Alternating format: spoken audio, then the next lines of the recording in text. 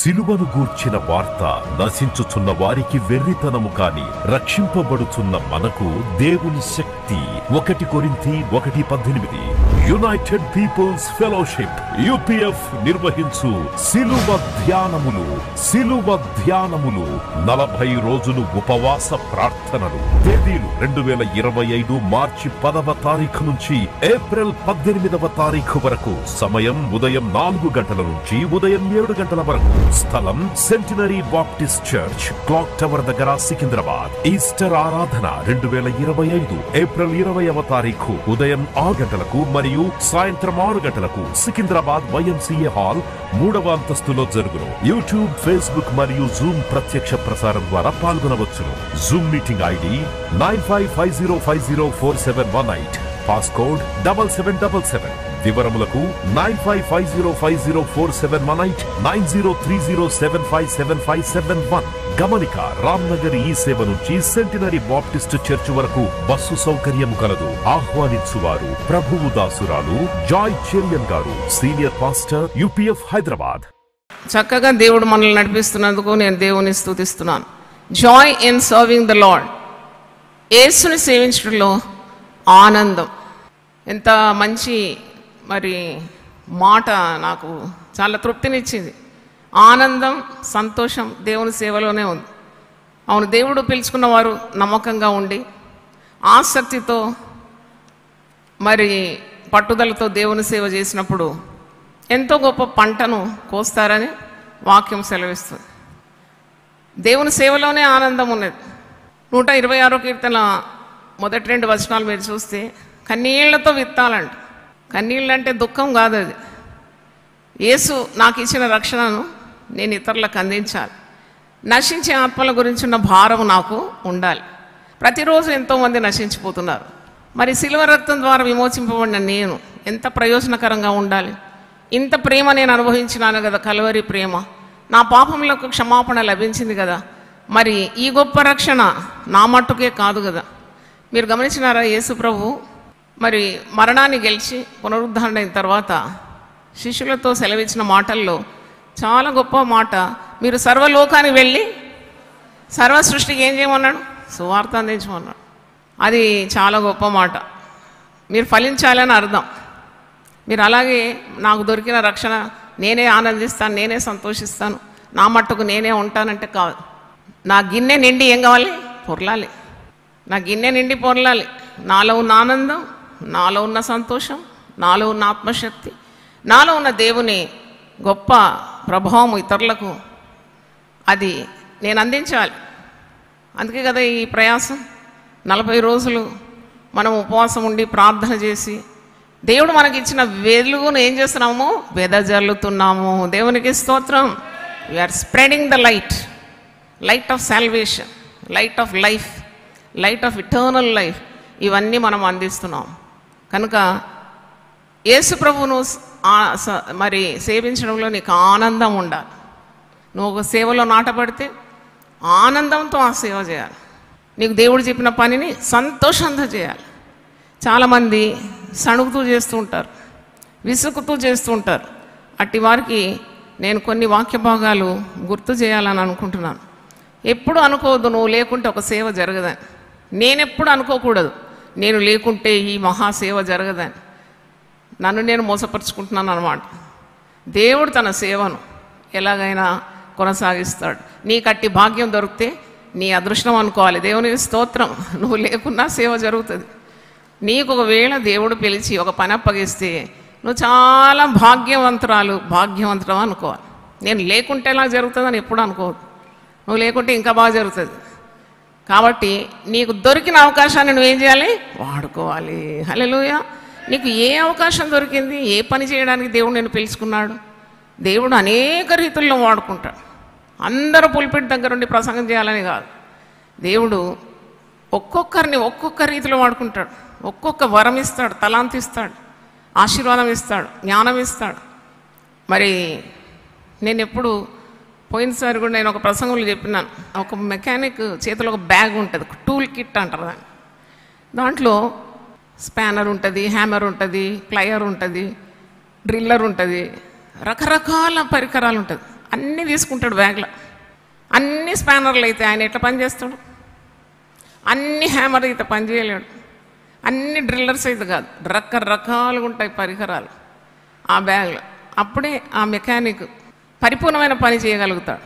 కాబట్టి సేవ చేసే విధానంలో నీకు ఏ పాత్ర ఇచ్చినా సంతోషంగా చేయాలి. దేవునికి స్తోత్రం. అందుకొరకే నిన్ను పిలిచినాడు. నువ్వు చేసే సేవ నేను చేయలేను, నేను చేసేది నీవు చేయలేవు.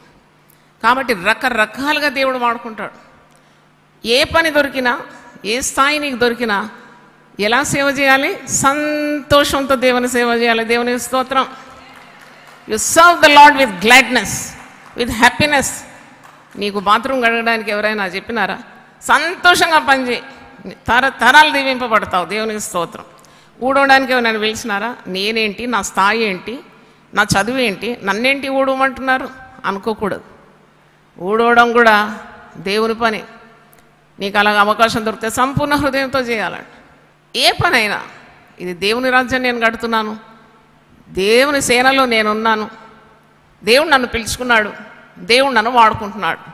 కొలస్సీలకు రాసిన పత్రిక 3వ అధ్యాయము 23-24 నేను చదువుతున్నాను. Book of Colossians 3rd chapter 23 and 24. ప్రభువు వలన స్వాస్థ్యమును ప్రతిఫలముగా పొందుదుమని ఎరుగుదుము కనుక మీరేమి చేసినను అది మనుషుల నిమిత్తం కాక ప్రభు నిమిత్తం అని మనస్ఫూర్తిగా చేయండి. దేవుని సేవలో ఆనందం, Joy in serving the lord. నువ్వు ఏ పని దేవుని సేవలో చేసినా, నిన్ను వాచ్మెన్గా నిలబెట్టినా దేవుని స్తోత్రం. భక్తిహీనుల గుడారంలో నేను నివసించడం కంటే నా దేవుని మందిర ద్వారమున నిల్చుండుట నాకు దీవెనకరం, ఆశీర్వాదకరం.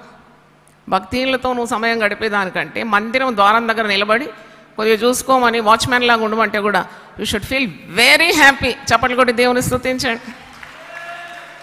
దేంట్లో విసుకోవద్దు. దేవుని సేవ చేసేవాళ్ళు విసుకోవద్దు. ఇప్పుడే నేను చెప్తున్నా, నాకు 33 సంవత్సరాల దేవుని సేవ అనుభవం ఉంది.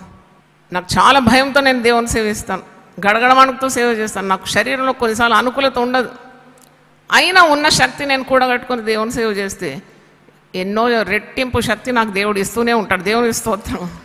ఎందుకంటే దేవుడు ఎవరికి రుణపడి ఉండడు కదా. కానీ అన్ని అవకాశాలు ఉన్నప్పుడు, అనుకూలతలు ఉన్నప్పుడు చేయలేక నేను ఉండలేను. ఇక్కడ భయం అవుతుంది నాకు. నన్ను పిలుచుకున్నాడు కదా, ఈ పని అప్పగిస్తే నేను ఎందుకు చేయకూడదు? శ్రద్ధగా చేసేవారు ఏలుబడి చేస్తారట. దేవునికి స్తోత్రం. హల్లెలూయా. తలగా చేస్తాడు, నేను తోకగా చేయడు.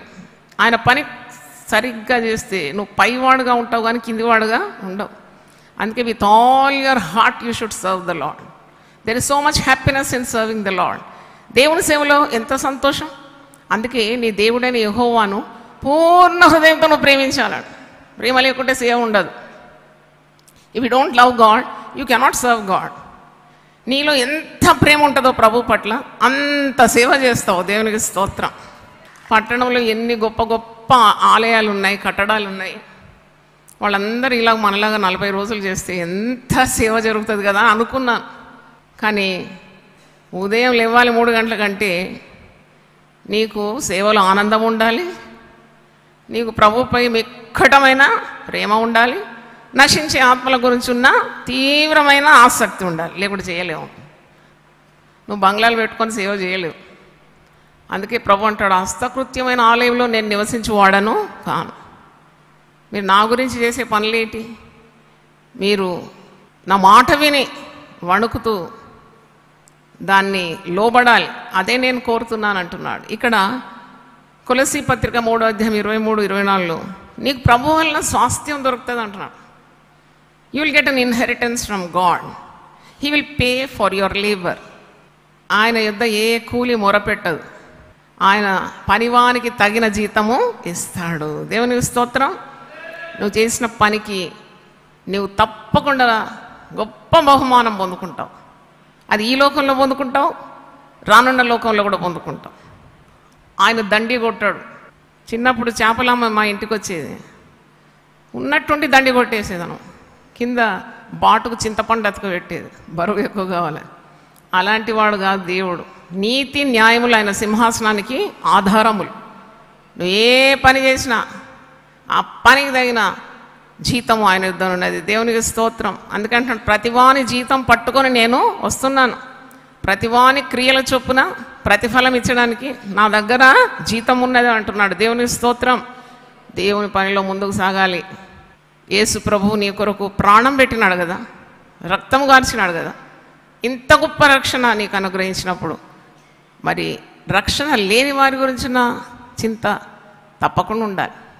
ఆత్మహత్య చేసుకుంటున్నారు, హత్య చేస్తున్నారు, మార్గం వైదొలిగి పిచ్చి పిచ్చిగా ప్రవర్తిస్తున్నారు. వారికి అందరికీ సువార్త, యేసయ్య సువార్త నువ్వు అందించాలి. నిన్నటి రోజు నేను మరి సాయంత్రం రాత్రి 10 దాకా సేవ చేస్తూనే ఉంటాను, విశ్రాంతి లేక. ఒక వ్యవస్థను తీసుకొచ్చినారు, వాడు చెడు సాంగత్యంలో పడ్డాడు. వాని కొరకు అరగంట నేను గడిపినాను, తల మీద చేయి పెట్టి ప్రార్థన చేసినాను. ఎంతో ఆదరణ, వాని ముఖం మీద కాంతి చూసినాను. దేవుని స్తోత్రం. తల్లిదండ్రులు చాలా భారభరిత హృదయంతో తెచ్చినారు.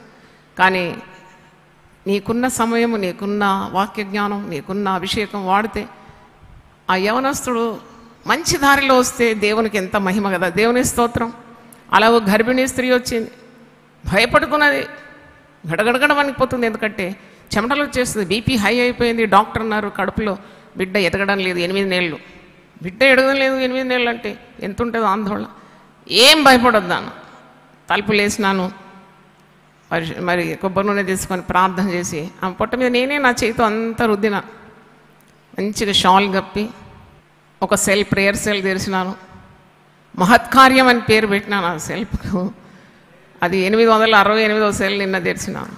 దేవుని స్తోత్రం. ఎందుకు మహత్కార్యం అని పెట్టినానంటే ఆయన ఒక్కడే మహత్కార్యములు, సూచక్రియలు, ఆశ్చర్యకార్యాలు చేయగలవాడు. దేవునికి స్తోత్రం. మరి నేను చెప్పాలి కదా ఇతరులకు. లేదు నేను చాలా బిజీగా ఆయన కలవానంటే ఆమె భయపడి ఏ వినాశముకు ఆమె గురవుతుందో తెలియదు. నీకున్న సత్యాన్ని తప్పకుండా నువ్వు అందించాలి. నన్ను దేవుడు పిలుచుకున్నాడు, నేను ఆ పని చేయాలి. అలాగే ఇలాంటి వారు నీ దగ్గరకు వచ్చినప్పుడు మాకు తెలియదు ఈ సంగతి అనకూడదంట.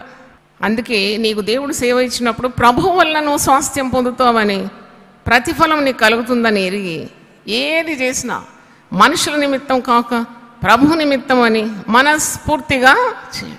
ఇట్లా చేయాలంటే సేవ మనస్ఫూర్తిగా చేయాలి. ఇట్ట చేస్తా, నేను అట్ట చేస్తా అని చేసామంటే కాలు చేతులు తీసేస్తాడు దేవుడిని. దేవుని దగ్గర ఆటలాడతావా?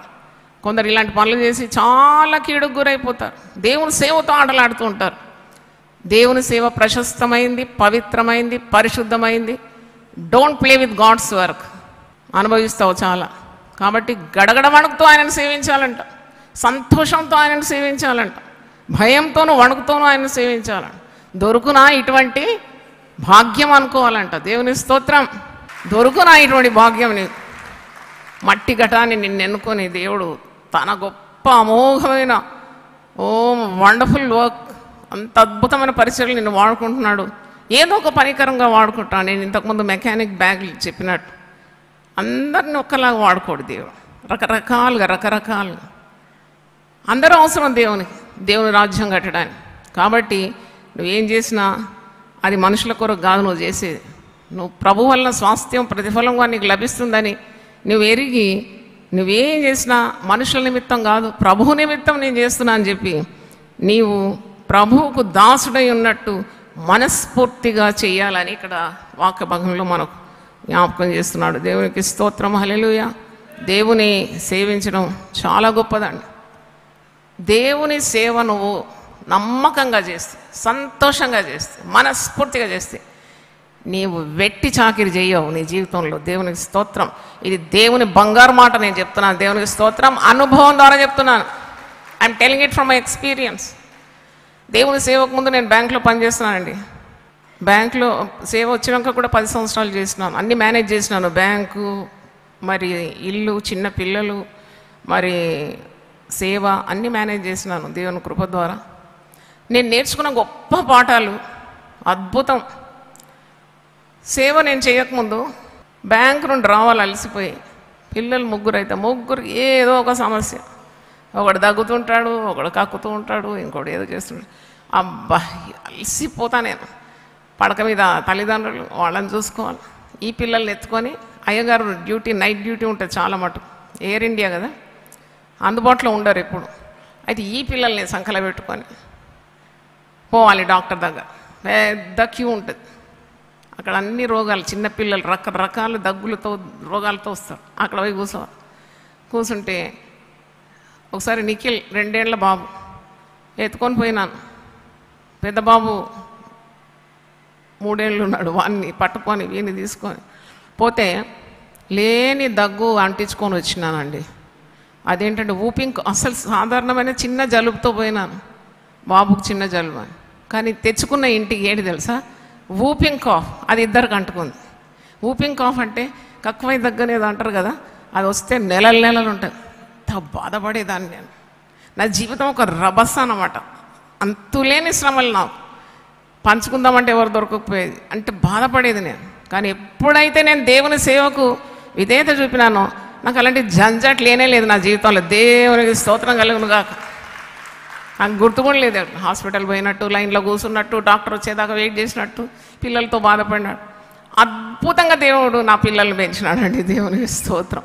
అప్పుడు నేను గమనించినాను, చెయ్యాల్సింది చేస్తే చెయ్యకుండా దేవుడు నిన్ను తప్పిస్తాడు. హల్లెలూయా.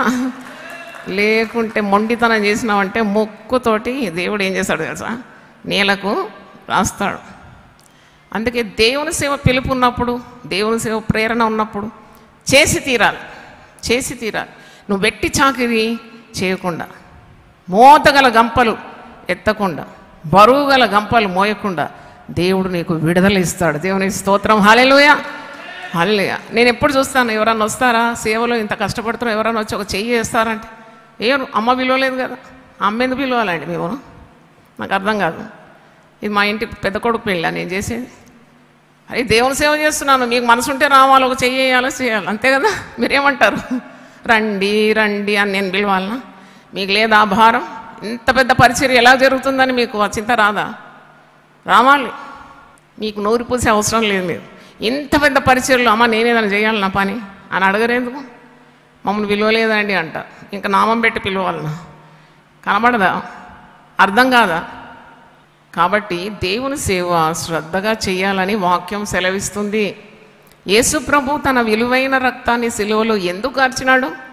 నన్ను అడిగితే మనందరినీ సేవకులుగా చేయడానికి. దేవుని స్తోత్రం. సిలువ ధ్యానాల్లో అది నేర్చుకోండి. ఇంత ఖరీదు పెట్టి ఎందుకు కొన్నాడు మనల్ని అంటే, we all have to do his work. ఫలించని ప్రతి చెట్టు వేరున ఏముంటుందట, గొడ్డలి పదును చేయబడి ఉంటుందట. ఒక వ్యక్తి ద్వారా ఏ లాభం లేదు, ఏ ఒక్క ఆత్మ రక్షణ పొందలేదు, దేవుని రాజ్యం కట్టబడడం లేదు. ఆయనకు వచ్చిన తలాంతులన్నీ పాతి పెడుతున్నాడు. యేసు ప్రభు శరీరధారిగా ఉన్నప్పుడు తలాంతుల గురించి ఉపమానం ఎందుకు చెప్పినాడు? ఎందుకంటే చాలామంది తలాంతులను పాతి పెడతారు భూమి కింద. 5 తలాంతులు మరి 5 తీసుకున్నాడు, 10 తలాంతులు గలవాడు. 10 పట్టణాల మీద ఆయనకు ఆధిపత్యం ఇచ్చినాడట. 2 తలాంతులు గలవాడు మరి 2 సంపాదించుకున్నాడు. బలా నమ్మకమైన మంచి దాసుడాన్ని వీరిద్దరిని సంబోధించినాడు. ఒక సోమరి అయిన చెడ్డ దాసుడు ఉన్నాడు, వానికి వచ్చిన తలాంతును ఎక్కడ పెట్టినాడు? వాడు మట్టి కింద పెట్టినాడు. దాన్ని వాడలేదు, ఏ ప్రయోజనం లేదు. వాడిని నరకపాలు చేయాలని ప్రభు అంటున్నాడు. అంటే చాలా పర్యాయములు యేసు ప్రభు శరీరధారిగా ఉన్నప్పుడు ఈ మాట చెప్పినాడు. ఎందుకంటే మనం ఫలించాలి. నేను ద్రాక్షావల్లిని, మీరు తీగలు, మీరు ఫలించాలి. ఫలింపని ప్రతి తీగను అది తీసి పారవేయబడుతుంది. మీరు నాలో ఉండి బహుగా ఫలించడం ద్వారా నా తండ్రి మహిమపరచబడతారు. గట్టి చప్పట్లు కూడా దేవుని స్తుతించండి. బహుగా ఫలించాలండి. బహుగా ఫలించడం ద్వారా తండ్రి మహిమపరచబడతాడు. అసలు మనల్ని రక్షణ మార్గంలో నడిపించింది ఎందుకు అని మీకు చెప్తాను. Only to bear fruit. ఒక ఆమె ఎవరో ప్రేమతోటి ఒక పార్సల్ వచ్చింది మొన్న. నేను అనుకున్నా ఏముంటుంది ఈ పార్సల్ అని. పార్సల్లో బీరకాయ గింజలు, సొరకాయ గింజలు, ఇంకా పొట్లకాయ గింజలు అన్నీ ఇలాంటివి. అంటే ఆమె తెలుసుకుంది నేను ఇప్పుడు సాత్వికమైన భోజనంలోనే ఉన్నాను, ఈ మటన్ గిటన్ ఏం తినడం లేదు. మరి చాలా సంవత్సరంన్నర దాటిపోయింది. మరి ఆమె నా మీద ప్రేమతోనో మరి ఏంటో తెలియదు, ఈ గింజలన్నీ మంచిగా డ్రైడ్ చక్కగా ప్యాక్ చేసి పంపించి. నేను అనుకున్నా ఇవి ఎందుకు పంపించింది ఈ గింజలు? నాకు అప్పుడు అర్థమైంది. ఆమె ఏం ఎక్స్పెక్ట్ చేస్తుందంటే, ఈ గింజలన్నీ నా పెరట్లో నేనేం చేయాలి, నాటాలి. కొద్ది కాలమైన తర్వాత ఏమొస్తుంది? సొరకాయ వస్తుంది, బీరకాయ వస్తుంది, పొట్లకాయ వస్తుంది. అవన్నిటిని నేనేం చేయాలి? కోసుకొని వండుకొని తినాలి. ఆరోగ్యంగా ఉండాలని ఆశించింది. చూడండి ఆమె ప్రేమ ఎంత ఉన్నది. మరి ఆమె ఆశిస్తున్నది అలాగూ దేవుడు నిన్ను మంచి నేలను పడే విత్తనంగా ఈ లోకంలో ఉంచినాడు. దేవునికి స్తోత్రం. నీవు విత్తనము గోధుమ గింజ భూమిలో పడి ఏం కావాలట? చచ్చిపోవాలంట. లోకానికి చచ్చిపోవాలి. క్రొత్త జీవం, క్రొత్త జీవితం దేవుడు నీకు అనుగ్రహిస్తాడు. ఎంత పచ్చదనం! దావీదంటాడు, నేనైతే నా దేవుని మందిరములో పచ్చని ఒలివ చెట్టు వలె ఉంటా. ఎండిపోయిన చెట్టులా కాదు, పచ్చని ఒలివ చెట్టు అంటే ఫలభరితంగా ఉంటానని అర్థం. తీతుకు రాసిన పత్రిక 2వ అధ్యాయం 14వ వచనం చూడండి. Book of Titus 2nd chapter 14th verse 198 కృత నిబంధన పేజ్ నంబర్.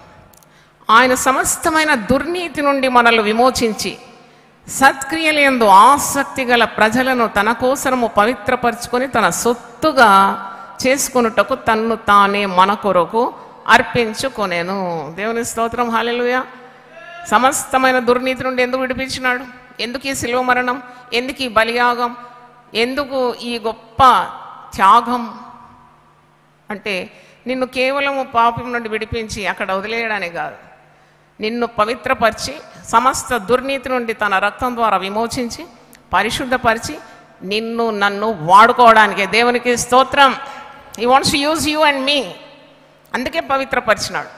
లేకుంటే ఎందుకండి? నువ్వు పొద్దున్న లేసి గిన్నెలన్నీ ఎందుకు గడుక్కుంటావు? వాడాలి కదా ఆ దినమంతా. మనం వాడుకోవడానికి ఆయన మనం పవిత్రపరిచినాడు. దేవుని స్తోత్రం. అందుకే ఆయన అంటున్నాడు, సమస్త దుర్నీతి నుండి మనల్ని విమోచించి సత్క్రియలందు ఆసక్తి గల ప్రజలను తన కోసరం పవిత్రపరచుకొని తన సొత్తుగా చేసుకుంటూ తన్ను తానే మన కొరకు అర్పించుకొనెను. హల్లెలూయా. అందుకే మనము ఆసక్తి విషయంలో మాంద్యులుగా ఉండకూడదని పౌలు తన పత్రికలు చెప్తున్నాడు. రోమా 12:11 వచనం చూడండి. Romans 12:11. ఆసక్తి విషయంలో మాంద్యులు కాక ఆత్మయందు తీవ్రత గలవారై ప్రభువును సేవించండి. ఈరోజు నన్ను తీసుకొచ్చిన ఆయన రాలే పొద్దున్న డ్రైవర్. నేను ఆశ్చర్యపడుతున్నాను, ఏంటి టైం అయిపోతుంది నేను రావాలి, డ్రైవర్ ఇంకా రాలేదు, నిద్రపోయినట్టు ఆయన. ఇదేమి ఆసక్తి నీకు? సేవలో ఎలా ఉండాలి? తీవ్రత కలిగి ఉండాలి. నువ్వు అలారం పెట్టుకోవాలి, లేవాలి కరెక్ట్ టైం. అడ్డగోలు సేవ చేస్తావా? దేవుని కార్యాన్ని అశ్రద్ధ ఎప్పుడూ చేయకూడదు. నేను ఇంకొక వ్యక్తిని పట్టుకొని వచ్చేసిన, నేనేమి ఆగను కదా, ఆగేదే లేదు కదా, ముందుకు వెళ్ళిపోతూనే ఉంటాను. రాకుంటే నీది పోతుంది, నాది పోదు. నా వల్ల దేవుడు తప్పకుండా మహిమ పొందాలని నేను వచ్చేసినాను. అంటే ఇలాగ ఉంటుంది కొన్నిసార్లు. నీకు ఆసక్తి కావాలని, శ్రద్ధ కావాలి. Don't neglect God's work. అది నేను ఈ మాట మా గృహంలో కూడా చెప్తాను. ఎన్ని సంవత్సరాల నుండి దేవుణ్ణి అడుగుతున్నాను.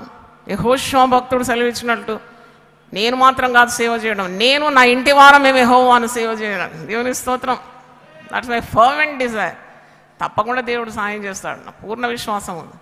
ఇప్పుడు అంత గొప్ప గొప్ప ఉద్యోగాలు ఉంది, చదువులున్నా పిలుచుకుంటారు, రాగలేరు, వచ్చేస్తారు. ఎందుకంటే మనం అందరం కలిసి ఎవరు సేవ చేయాలి? దేవుని సేవ చేయాలి. ఎలా చేయాలా? సంతోషంతో ఆయన సేవ చేయాలి. దేవునికి స్తోత్రం. హల్లెలూయా. ఆసక్తి విషయంలో మాంద్యులు కాక ఆత్మయందు ఎలాగ ఉండాలని ఉంది?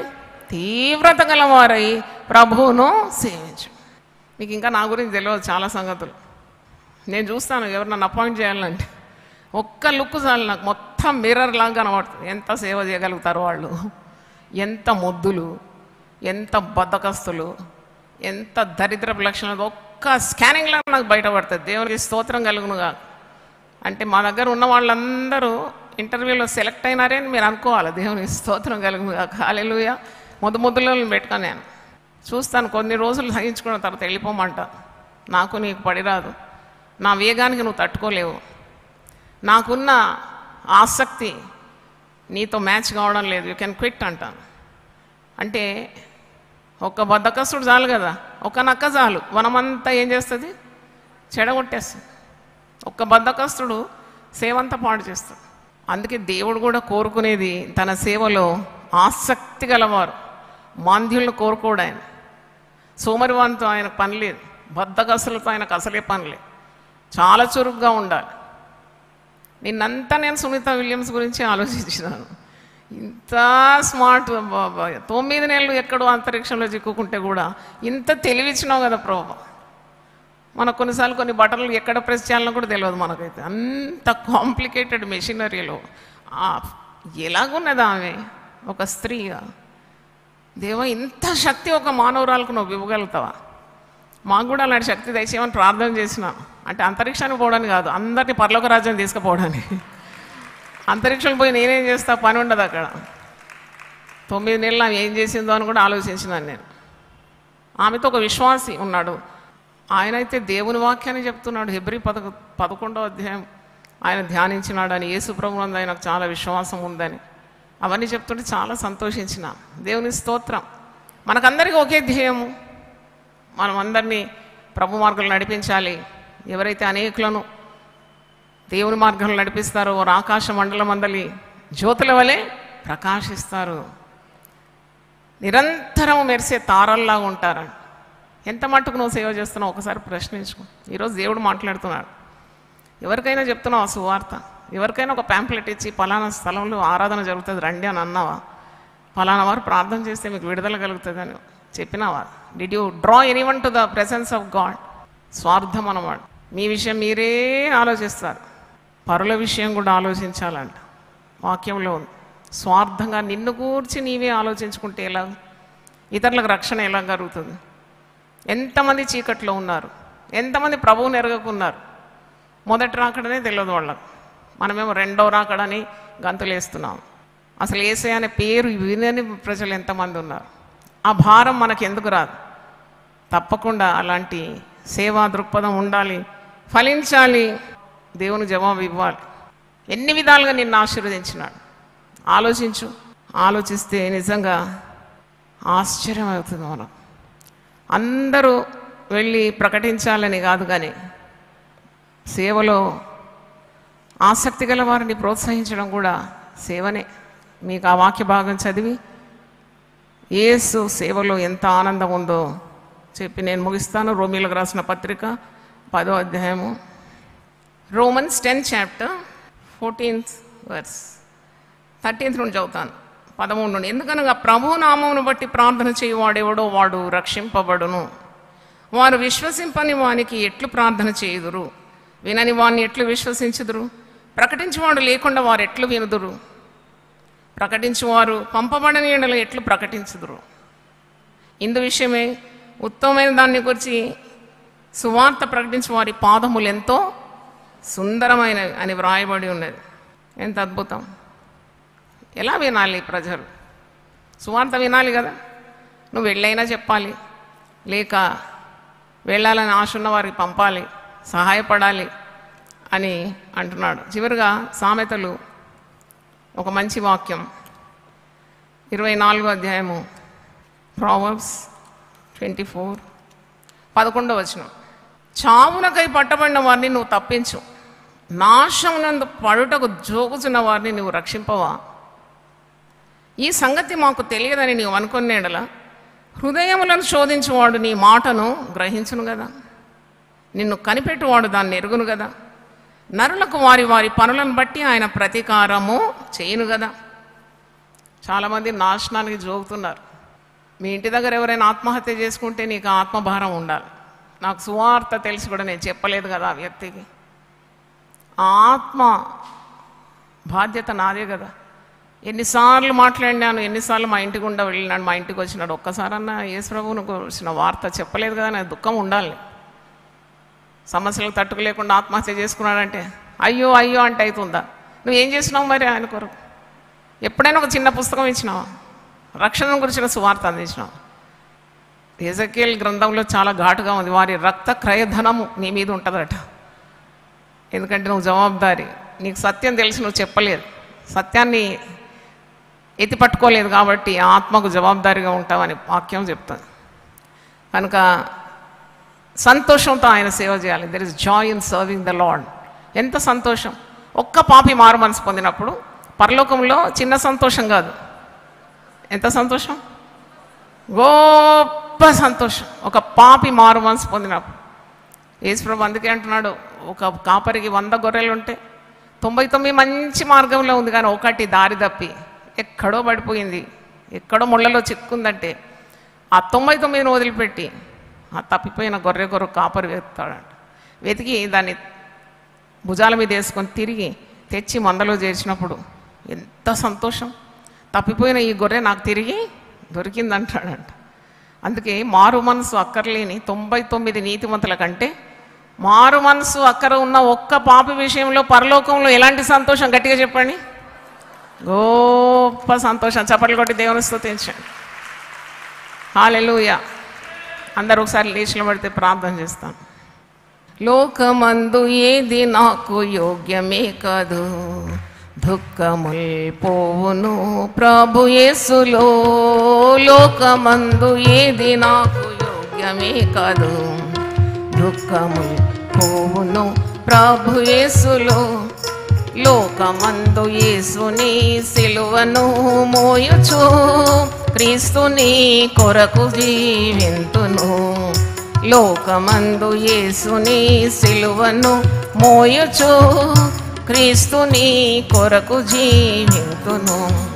సియోన్ యాత్ర నేను యేసునానుకొని పోదును సిలువ మార్గమందున. సియోన్ యాత్ర నేను యేసునానుకొని పోదును సిలువ మార్గమందున. మోక్షయాత్రలో నేను నడుచున్నప్పుడు వీక్షతో కాదు విశ్వాసముతోనే. మోక్షయాత్రలో నేను నడుచున్నప్పుడు వీక్షతో కాదు విశ్వాసముతోనే. కష్టముల్ నష్టముల్ వచ్చిన వేళలో రక్షకుని కరము పట్టుకుందును. కష్టముల్ నష్టముల్ వచ్చిన వేళలో రక్షకుని కరము పట్టుకుందును. సియోన్ యాత్ర నేను యేసునానుకొని పోదును సిలువ మార్గమందున. సియోన్ యాత్ర నేను యేసునానుకొని పోదును సిలువ మార్గమందున. వేవేల సాక్షులు నా చుట్టూనుండగా విశ్వాస జీవితం పోవుచుండగా. వేవేల సాక్షులు నా చుట్టూనుండగా విశ్వాస జీవితం పోవుచుండగా. పాప భారంబును విడచిన యేసుని ముఖమును చూచి మోక్షమేగుదును. పాప భారంబును విడచిన యేసుని ముఖమును చూచి మోక్షమేగుదును. సియోన్ యాత్ర నేను యేసునానుకొని పోదును సిలువ మార్గమందున. సియోన్ యాత్ర నేను యేసునానుకొని పోదును సిలువ మార్గమందున. నన్ను ఆకర్షించినట్టి క్రీస్తు ప్రేమను తన ప్రాణమిచ్చినట్టి నా నాథుని. నన్ను ఆకర్షించినట్టి క్రీస్తు ప్రేమను తన ప్రాణమిచ్చినట్టి నా నాథుని. ధ్యానించి సేవించి అలసట లేకను అంతము వరకు ముందుకేగుదును. ధ్యానించి సేవించి అలసట లేకను అంతము వరకు ముందుకేగుదును. సియోన్ యాత్ర నేను యేసునానుకొని సిలువ మార్గమందున. సియోన్ యాత్ర నేను యేసునానుకొని పోదును సిలువ మార్గమందున. నా తండ్రి ఇచ్చినట్టి వాగ్దానములు విస్తారమైన మేలు నేను పొందుచు. నా తండ్రి ఇచ్చినట్టి వాగ్దానములు విస్తారమైన మేలు నేను పొందుచు. పరమున పరిశుద్ధ పెళ్లి కుమార్తెగా ప్రభుతో విశ్రాంతి పొందుదును. పరమున పరిశుద్ధ పెళ్లి కుమార్తెగా ప్రభునితో విశ్రాంతి పొందుదును. సియోన్ యాత్ర నేను యేసునానుకొని సిలువ మార్గమందున సియోన్ యాత్ర నేను యేసునానుకొని పోదు సిలువ మార్గమందున. హల్లెలూయా హల్లెలూయా. యథార్థంగా జవాబు చెప్పండి. నేను ఒక ప్రశ్న అడుగు, నకిలీ జవాబులు నాకు వద్దు. నిజంగా ఈరోజు దేవుడు మీతో మాట్లాడితే సంతోషంగా నేను దేవుని సేవిస్తాను నా జీవితం అంతా అని తీర్మానం చేసుకుంటే మాత్రం చేతులు ఎత్తాను. దేవా, నువ్వు నాకు ఆరోగ్యం ఇచ్చినావు, నాకు ఆశీర్వాదాలు ఇచ్చినావు, నాకు అన్ని అవయవాలు ఇచ్చినావు, నాకు ధనం ఇచ్చినావు, నాకు మంచి కుటుంబాన్ని ఇచ్చినావు, చదువు ఇచ్చినావు, ఉద్యోగం ఇచ్చినావు, నాకు అన్ని దీవెనలు ఇచ్చినావు, సంపూర్ణ హృదయంతో నేను సేవ చేస్తాను ఒప్పుకోండి దేవుని సన్నిధిలో. చేతులు ఎత్తి. Very good. చేతులు ఇవ్వలేదు, కింద నాకు కనబడడం లేదు. కొద్ది కూడా పైకి ఎత్తండి, సైతాన్ ఓడిపోతుంది. ప్రభువా, నీ పరిశుద్ధ నామం స్తోత్రం. నీ పరిశుద్ధమైన సన్నిధిలో మేము రెండు చేతులు ఎత్తి మేము ఒప్పుకుంటున్నాము, సంపూర్ణ హృదయంతో నేను సేవ చేస్తాము నాయన. ఎంతగా మమ్మల్ని దీవించినావు తండ్రి. ఫలింపని చెట్టు చూసినప్పుడు ఒక్క శాపం పలకగానే వేళ్లతో ఎండిపోయింది. ఎంతసేపునైనా మేము వినాశం పొందడానికి, ఎంతసేపు పతనమైపోవడానికి, ఎంతసేపు నీ ఉగ్రత మేము మరి మా మీదికి వస్తుందో ఆ భయము మాకెప్పుడూ ఉండాలి నాయన. నీకు స్తోత్రం. అన్నీ ఇచ్చిన దేవుడు, నిన్ను సేవించుకుంటే ఇలాగ మా జీవితాలు నాయన ఏదో విధంగా సేవలు మాకు దయచేయండి. ప్రతి ఒక్కరు ప్రార్థించట కృప దయచేయండి. ఎందుకంటే నాయన ఒక్కొక్కరిని ఒక్కొక్క రకంగా వాడుకుంటావు, నీ విధానాల్లో వాడుకుంటావు. అందరిని ఒకే రీతిగా కాదు, ఒక్కొక్క ఫలం ఇచ్చినావు, ఒక్కొక్క తలాంతు ఇచ్చినావు, కొందరికి అనేక తలాంతులు ఇచ్చినావు, అనేక రీతుల్లో వాడుకుంటావు. అందరిలో ప్రవహించేది ఒక్కటే దేవుని ఆత్మ. ఒకటే కార్యం కొరకు మేము ప్రయాసపడుతున్నాం, నీ రాజ్యాన్ని వ్యాపింపజేయాలని, అనేకులను నీ వైపు తిప్పాలని. ఎంతమంది లోకంలో నశించిపోతున్నారు యేసుని ఎరగకుండా. తండ్రి, వారికి కుడి తెలియదు ఎడమ తెలియదు. ఎంత వ్యర్థమైన పోరాటం చేస్తూ ఉంటారు నాయన. వ్యర్థమైన పరుగుతూ ఉంటారు, వ్యర్థమైన ఖర్చులు పెడుతూ ఉంటారు. వారితో ఒక మంచి మాట పలకడానికి సహాయం దయచేయండి. ఆత్మల భారం మాకు దయచేయండి నాయన. నీకు స్తోత్రం. మా సంఘంలో గొప్ప ఉద్యమం రావాలని ప్రార్థిస్తున్నాను తండ్రి. గొప్ప మంట పుట్టించు అని యేసు నామములో అడుగుతున్నాను తండ్రి. ఆమేన్. హల్లెలూయా. తండ్రి అయిన దేవుని ప్రేమ, యేసు క్రీస్తు కృప, పరిశుద్ధాత్మ సహవాసం మనందరితో సదాకాలం తోడుగా ఉండును గాక. అందరం సేవకులం అవుదాం గాక. యునైటెడ్ పీపుల్స్ ఫెలోషిప్ UPF ఆదివారపు ఆరాధనలు 2025 మార్చి 2వ తారీఖు నుండి ప్రభాత ఆరాధన ఉదయం 6 గంటల నుండి 9 గంటల వరకు, సాయంకాల ఆరాధన సాయంత్రం 6 గంటల నుండి రాత్రి 9 గంటల వరకు. స్థలం క్లాక్ టవర్ గార్డెన్ రెస్టారెంట్ పక్కన, సికింద్రాబాద్ YMCA హాల్ 3వ అంతస్తులో జరుగును. Also live on Facebook, Insta and YouTube. Zoom ID 9550504718, code 7777. Digital service ఉదయం 6 గంటలకు మరియు సాయంత్రం 6 గంటలకు రామ్నగర్ లోని UPF ఆలయమునందు జరుగును. వివరములకు 9550504718, 9030757571. ప్రేమతో మిమ్ము ఆహ్వానించువారు Joy Cherian, founder, president and senior pastor, united people's fellowship UPF. అందరూ ఆహ్వానితులే. సిలువను గూర్చిన వార్త నశించుచున్న వారికి వెర్రితనము కాని, రక్షింపబడుచున్న మనకు దేవుని శక్తి. 1 కొరింథీ 1:18. యునైటెడ్ పీపుల్స్ ఫెలోషిప్ UPF నిర్వహించు సిలువ ధ్యానములు.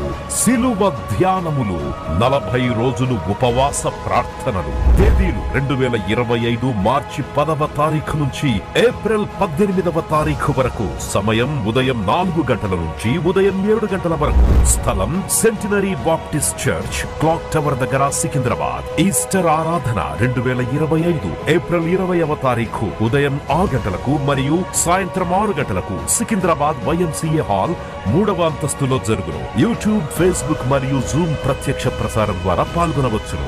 Zoom meeting ID 9550504718, passcode 7777. వివరములకు 9550504718, 9030757571. గమనిక, రామ్నగర్ ఈ సేవ నుంచి సెంటినరీ బాప్టిస్ట్ చర్చ్ వరకు బస్సు సౌకర్యము కలదు. ఆహ్వానించువారు ప్రభువు దాసురాలు జాయ్ చెరియన్ గారు, సీనియర్ పాస్టర్ UPF హైదరాబాద్.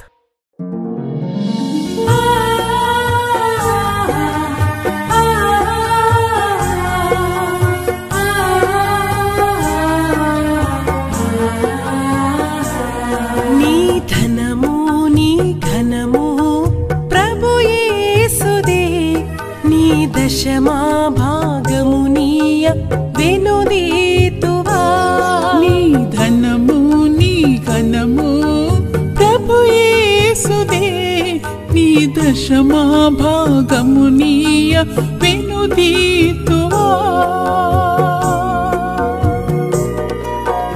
ధరలోన ధనధాన్యములనీయగా కరుణించి కాపాడి రక్షింపగా ధరలోన ధనధాన్యములనీయగా కరుణించి కాపాడి రక్షింపగా పరలోకనాదుండు నీకీయగా మరి యేసు కొరకీయ వెనుదీతువా పరలోకనాథుండు నీకీయగా మరి యేసు కొరకీయ వెనుదీతువా నీ ధనము నీ ఘనము ప్రభు యేసుదే నీ దశమా భాగమునీయ వెనుదీతువా పాడి పంటలు ప్రభువు నీకీయగా కూడు గుట్టలు నీకు దయచేయగా పాడి పంటలు ప్రభు నీకీయగా కూడు గుట్టలు నీకు దయచేయగా వీడంగ ప్రభు యేసు నామంబును గడువేల ప్రభుకీయను క్రైస్తవా వేడంగ ప్రభు యేసు